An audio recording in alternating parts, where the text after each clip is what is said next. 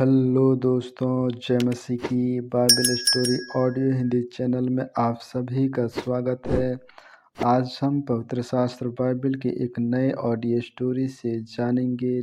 पहला राजा की पुस्तक से बुद्धि प्राप्ति के लिए सुलेमान की प्रार्थना के बारे में। हालेलुया। फिर राजा सुलेमान मिस्र के राजा फ़िरौन की बेटी को ब्याह कर उसका दामाद बन गया और उसको दाऊदपुर में लाकर जब तक अपना भवन और यहोवा का भवन और यरूशलेम के चारों ओर की शहरपनाह न बनवा चुका तब तक उसको वहीं रखा, क्योंकि प्रजा के लोग तो ऊंचे स्थानों पर बलि चढ़ाते थे और उन दोनों तक यहोवा के नाम का कोई भवन नहीं बना था। सुलेमान यहोवा से प्रेम रखता था और अपने पिता दाऊद की विधियों पर चलता तो रहा, परंतु वह ऊंचे स्थानों पर भी बलि चढ़ाया और धूप जलाया करता था। और राजा गिबोन को बलि चढ़ाने गया, क्योंकि मुख्य ऊंचा स्थान वहीं था। तब वहां की वेदी पर सुलेमान ने 1000 होमबलि चढ़ाए। गिबोन में यहोवा ने रात को स्वप्न के द्वारा सुलेमान को दर्शन देकर कहा, जो कुछ तू चाहे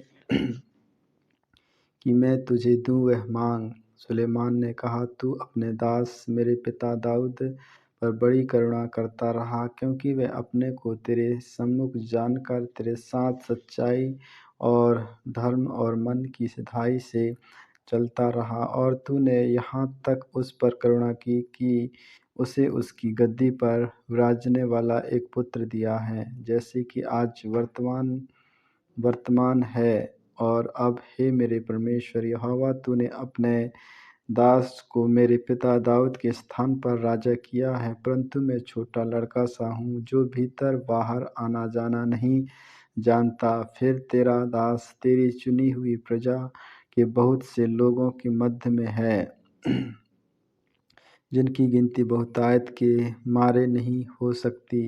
तू अपने दास को अपनी प्रजा का न्याय करने के लिए समझने की ऐसी शक्ति दे कि मैं भले बुरे को परख सकूं, क्योंकि कौन ऐसा है कि तेरी इतनी बड़ी प्रजा का न्याय कर सके। इस बात से प्रभु प्रसन्न हुआ कि सुलेमान ने ऐसा वरदान मांगा है। तब परमेश्वर ने इससे कहा, इसलिए कि तूने यह वरदान मांगा है, और ना तो दीर्घायु और ना धन और ना अपने शत्रुओं का नाश मांगा है, परंतु समझने के विवेक का वरदान मांगा है। इसलिए सुन, मैं तेरे वचन के अनुसार करता हूँ। तुझे बुद्धि और विवेक से भरा मन देता हूँ, यहाँ तक कि तेरे समान ना तो तुझसे पहले कोई कभी हुआ और ना बाद में कोई भी कभी होगा। फिर जो तूने नहीं मांगा, अर्थात धन और महिमा, वह भी मैं तुझे यहाँ तक देता हूँ कि तेरे जीवन भर कोई राजा तेरे तुल्य ना होगा। फिर यदि तू अपने पिता दाऊद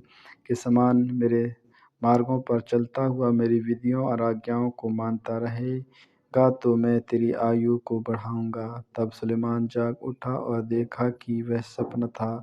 फिर वह यरूशलेम को गया और यहोवा की वाचा का संदूक के सामने खड़ा होकर होमबलि और मेलबलि चढ़ाए और अपने सब कर्मचारियों के लिए भोज किया। हालेलुया। सुलेमान का अद्भुत न्याय। उस समय 2 वेश्या राजा के पास आकर उसके सम्मुख खड़ी हुई। उनमें से एक स्त्री कहने लगी, हे मेरे प्रभु, मैं और यह स्त्री दोनों एक ही घर में रहते हैं, और इसके संग घर में रहते हुए मेरे एक बच्चा हुआ। फिर मेरे जच्चा के 3 दिन के बाद ऐसा हुआ कि यह स्त्री भी जच्चा हो गई। हम तो संग ही संग थे, हम दोनों को छोड़कर घर में और कोई भी ना था। और रात में इस स्त्री का बालक इसके नीचे दबकर मर गया।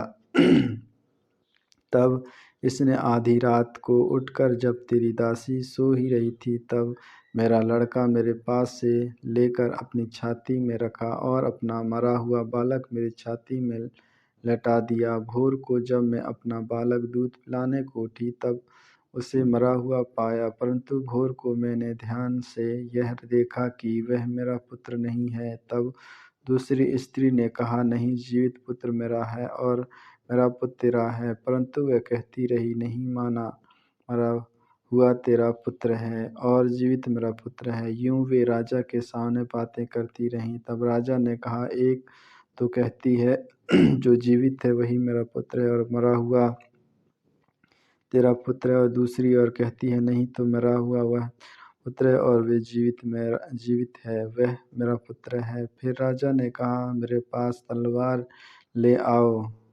अतः एक तलवार राजा के सामने लाई गई। तब राजा बोला, जीवित बालक को दो टुकड़े करके, आधे उसको और आधा इसको दो। तब जीवित बालक की माता का मन अपने बेटे के स्नेह से भर गया और उसने राजा से कहा, हे मेरे प्रभु, जीवित बालक उसी को दे, परंतु उसको किसी भांति का मार।